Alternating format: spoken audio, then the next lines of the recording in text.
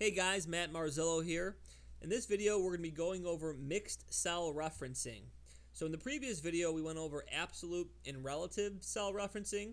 So relative referencing means that when we insert cell addresses in a formula and we move that formula, the cell addresses change with it as we move it, right? Absolute is the exact opposite. When we have a formula with a cell location in it, we lock it in with a $sign so that that cell address doesn't change as we move the formula. Well, this is sort of kind of an in-between step where we want to change, have the column change and not the row, or we want to have the row change and not the column. And you'll see pretty easily what I'm talking about. And it's a really simple trick. Once you have absolute referencing down, mixed referencing is really no problem at all. So quickly here, what we have is we have one table that's already completed. So this is back to my history in healthcare. Essentially, on a monthly basis, we would track our costs, right? So we have $4 million of supply costs in January. We have a little over about $5.5 million of supply costs in labor. I'm sorry, of labor costs in January. We'd have other overhead in January here of about $500,000. That stays pretty much the same over the course of the 6 months that we're looking at. This is typically talking about the paying the bills, keeping the lights on, that sort of thing. So whether or not we have more people coming into the hospital doesn't have much of an impact on this number. So we have supply costs, labor costs by month. And we also have the number of admissions for each month, right? So it's logical to expect that when you have more people coming into the hospital, you're going to have more supply and labor costs.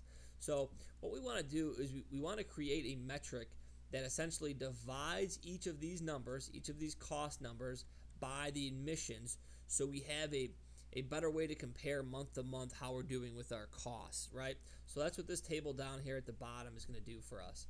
So you can see I already have a formula in here. So it's a formula equals B3 divided by B2. So we're looking at the supply cost here for January divided by the admissions for January in B2. That's great. So that's telling us that in the month of January, for every person that walks in the door, we're spending a little over or about $7,471. Okay, so what we want to do is we want to recreate this calculation for all of the other costs for all of the months, right? So we want to be referencing this top row here. So if I bring it over, it looks good, right? That looks great. So we're calculating out the cost per admission, supply cost per admission for February, March, without changing this formula here at all. It looks like the straight up relative cell referencing that we're used to in the past. But the problem is that if we were to pull this formula down, we would lose track of the admissions. Right? If I pull this down here, you'll see what I'm talking about. That's not right. See, it's dividing B4 by B3.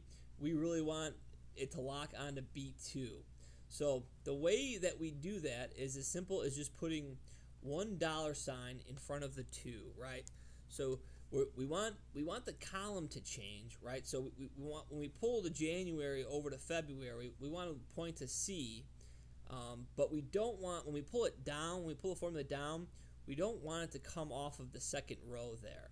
So when we pull it over, that looks the same. That's what we expected. But when we pull it down, it looks good too, right? Because it's still referencing that second row no matter what.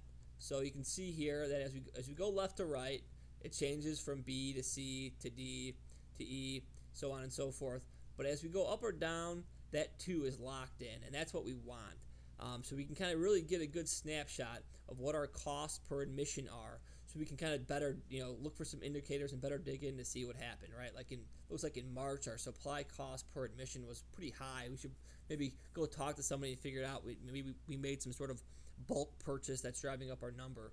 Or look at this. In April, our labor cost per admission was really high. I wonder if there was maybe some turnover and we had to access some outside help or something, or hire on some contractors to help us out there. But this is a good example of mixed cell referencing, right? So you've learned three different types of referencing. You have the relative referencing, which the formula, the cell addresses in the formula change as you move the formula.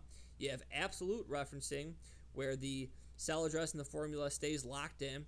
And you have mixed cell referencing, where either the row or the column part of the address changes as you move it, but the other stays the same. And the key here to all this is the $sign, right? That's an important tip to remember. You can put a $sign before the row portion or before the column portion of the cell address. Okay, guys, that's it for mixed cell referencing. Thanks a lot. See you next time.